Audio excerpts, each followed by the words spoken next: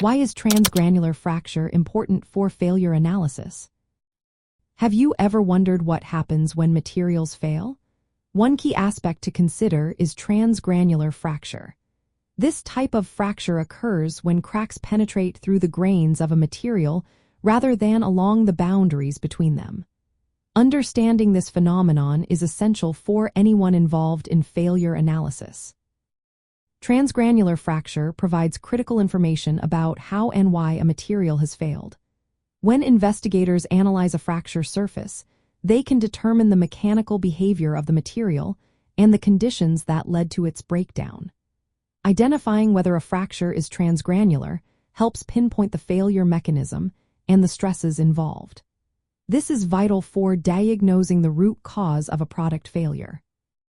In the field of failure analysis methodologies, particularly in the study of fracture surfaces known as fractography, examining transgranular fracture patterns is crucial.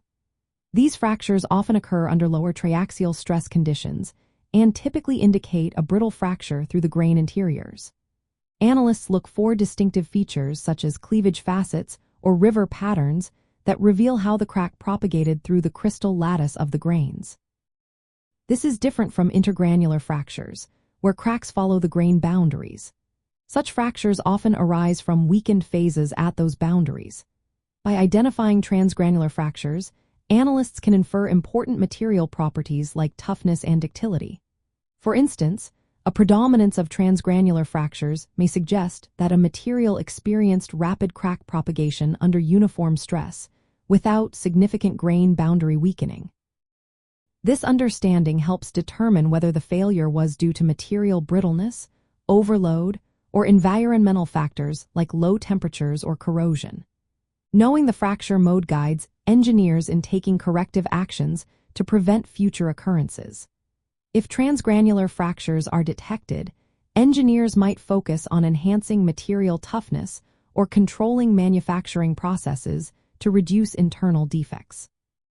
Additionally, this knowledge aids in selecting appropriate non-destructive testing techniques and in designing materials that resist fracture better. Transgranular fracture is a vital clue in the investigative toolkit of failure analysis. It reflects how and why a material failed at a microscopic level. By linking fracture surface features to underlying failure mechanisms, analysts can better understand mechanical breakdowns.